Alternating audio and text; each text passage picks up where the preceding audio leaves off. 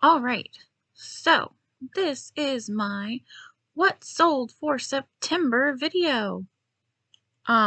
September was kind of slow, so I'm just going to do all of September in one video. Also, I started recording and doing my channel towards the end of September.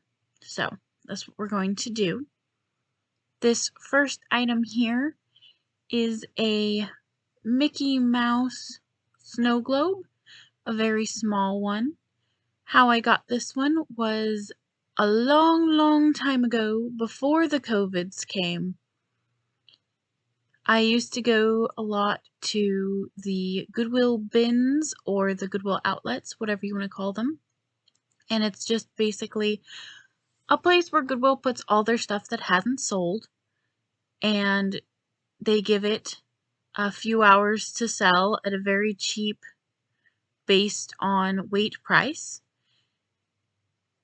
And that's about it. So, based on weight, this was very small. It didn't weigh very much. And when I go, I take my son, or at least I did.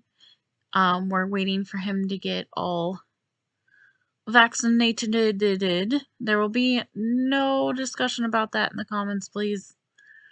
But after he is vaccinated, then he can go places like the bins again. But until that time, we cannot go. But when I do go, and I did used to take him, he was allowed to run around and find things that he would put up on my site to sell. So he brought me this. I'd say based on weight, it cost about 50 cents. And it sold for $12.99. The shipping and fees cost about $4.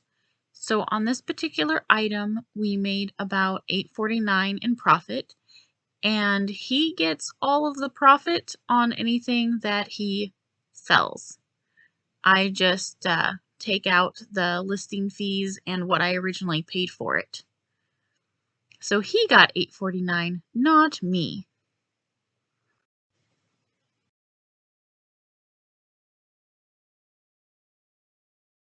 Here we have a Vera Bradley wristlet wallet. This is like a blue elephant print.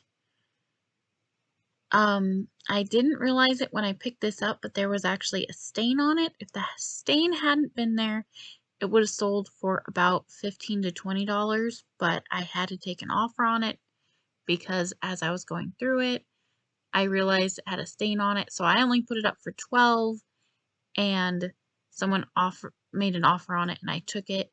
I still made my money back, and I still made a profit, but not nearly as much as I wanted to.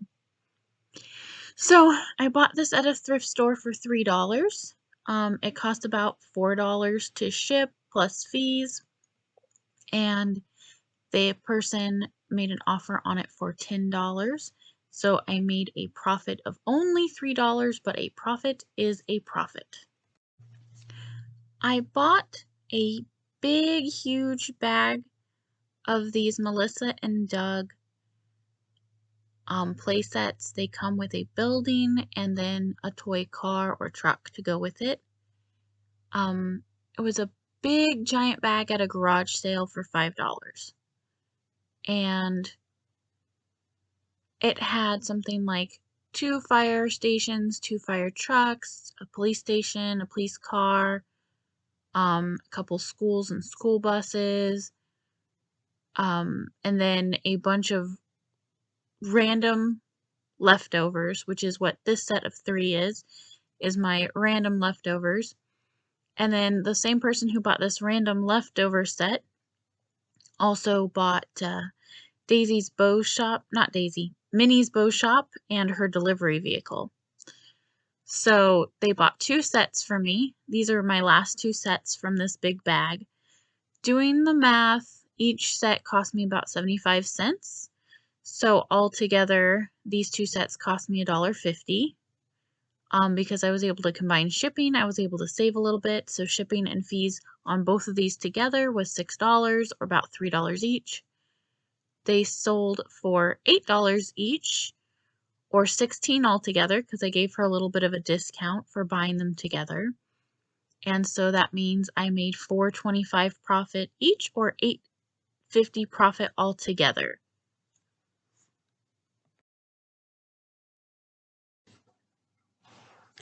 This is a necklace I got out of a big lot of jewelry I bought. I buy big lots of jewelry from various places, jewelry jars from thrift stores, online. Sometimes I do the Goodwill blue box jewelry things, or there's other places where you can buy like 5, 10, whatever pounds of jewelry, and then you can look through it and find little things here and there that people didn't notice. I sell a lot of jewelry typically. This here is a vintage 14 karat gold filled necklace. Gold filled is not as good as pure gold, obviously, but it still tends to carry a little bit of value. So I just estimate that all the jewelry I sell cost me about 25 cents. In reality, it's probably more around like 5 cents, because if I get 10 pounds of jewelry for $30 and I have 200 pieces I end up selling, it just, for ease of my math, none have ever cost me more than 25 cents, so I just use 25 cents. So the shipping and fees on this guy were about $4. It sold for $16, so I made a profit of $11.75. So the next thing I sold was one of my curated witchy boxes. They are subscription boxes that are geared towards pagans, witches, people who do spell work.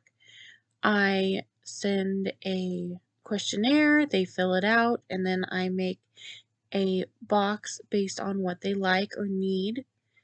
I have different types of boxes. This one is what I call a huge box. It comes with 20 items and it costs $50.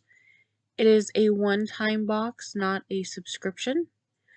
I do have monthly subscription ones, or you can just get one box or a small box. So this is my huge box.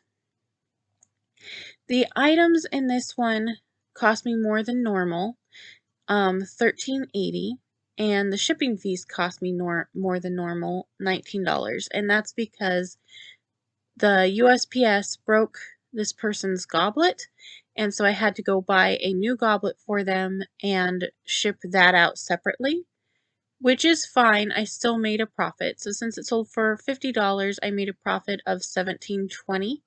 I would say I typically make about a $30 profit. Out of the shipping cost for this, the extra cost for shipping was $8, and the extra cost for items was $3 on what I had to replace. But that's okay. That happens from time to time.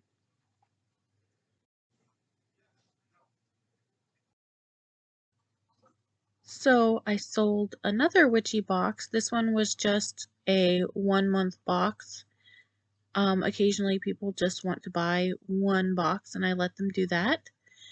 My normal boxes like this come with 10 items and they cost $25.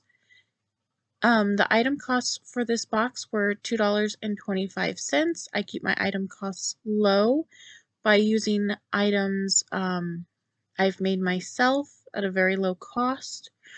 Or, for example, a lot of the items in the boxes are herbs I grow in my garden, or I have handmade beeswax candles, and I was actually given the sheets of beeswax and things for free by somebody, so I make those for just my time. The shipping and fees were $9. It sold for $25. So I had a profit of $13.75.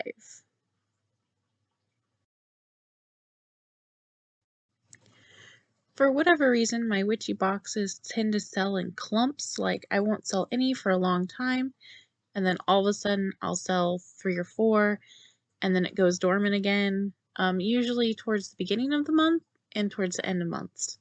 So I sold a third witchy box. It was just a 1-month 10-item box.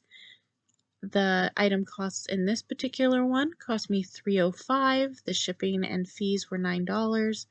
It sold for $25, so the profit on this one was $12.95. These are some temporary tattoos that were handed out as a promotion for the movie Vampire in Brooklyn.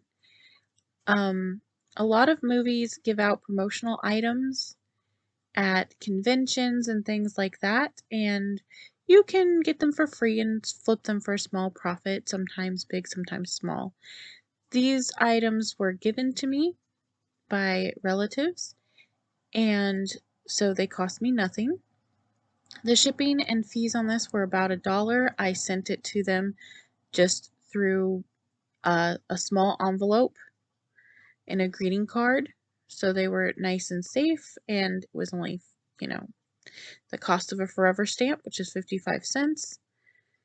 It sold for $6, so I made a profit of $5 on 4 little temporary tattoos.